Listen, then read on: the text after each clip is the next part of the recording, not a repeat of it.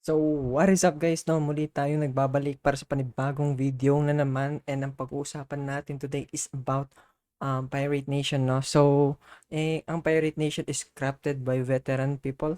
So, yung mga to is about sa Zynga, sa Riot Games, sa Epic Games, sa EA, and Activision. And itong mga to is kilala natin ngayon sa panahon natin, no? Sikat na sikat talaga sila. And aside from that, yung NFT collection nila is nagkakaroon ng value na 1 Ethereum.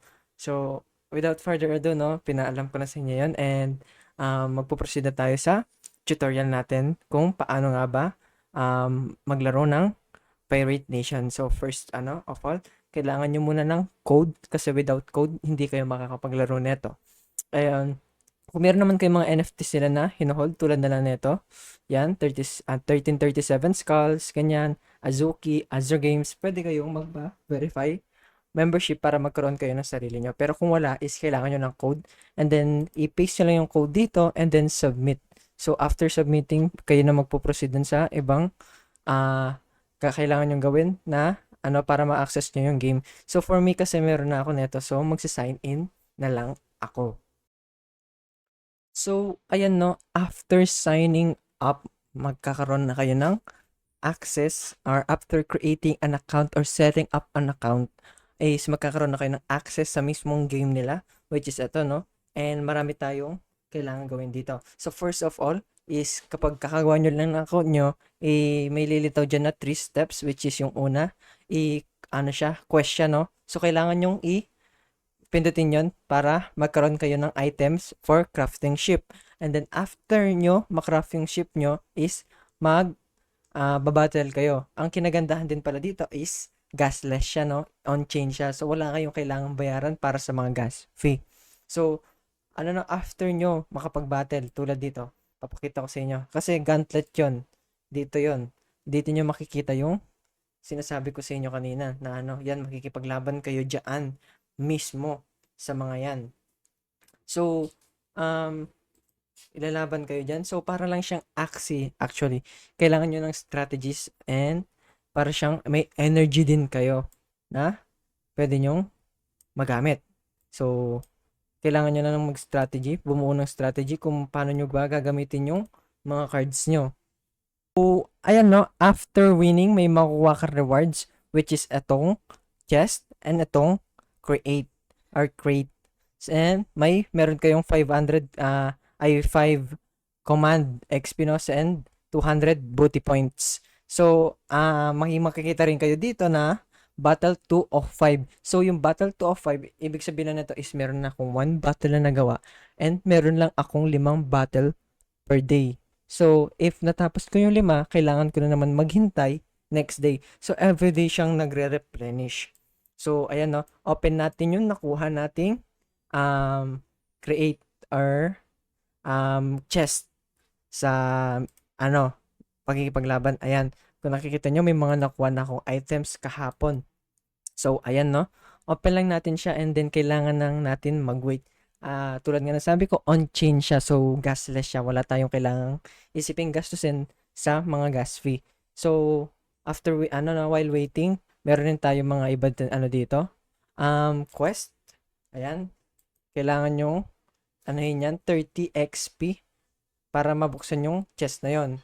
And may guarantee kayong makuha itong mga item na yan. And 35 marks, which is yung game money nila. Yan, may nakuha na akong 5 kanina dun sa chest yon. And then, wait lang natin yung sa crate naman. And then, meron din silang bounties, kaso may mga requirements kayong kailangan. Tulad na lang nitong kailangan nyo ng 100 marks para magawa yung bounty na yun. And then, crafting. Kailangan nyo lang ng mga items dyan para makapag craft kayo. Ayan, tulad nito, kailangan nyo ng 3 iron ore para makapag kayo, craft. Ayan, may iba't iba. So, dex rin, kung gusto nyo, pwede nyo ayusin yung dex nyo. And then, meron din silang PVP. And then, meron din silang log. Makikita mo lahat ng transaction mo dyan. And then, meron kang yung energy mo is nagre-replenish yan every day. No? Every day siya nagre-replenish. And, in order na makapaglaban kayo, is may makikita pala kayo dito na gift kung saan nakatayo yung captain ko or yung character ko. So, pipindutin nyo lang yung gift na yun and then punta lang kayo sa crew and then set up as captain nyo lang ito. Ayun, no? So, paano nga ba makakuha pa ng ibang way kung paano pa makakuha ng marks or yung game money nila? So, first thing first, sasakay ka lang muna sa boat nila and then lilibot ka lang, no? So, libot-libot ka lang dito and then pwede kang kumuha ng mga ganyang items. Basta kumikinang pwede mong kuhain. Ang ano lang nito is meron siyang kapalit na energy.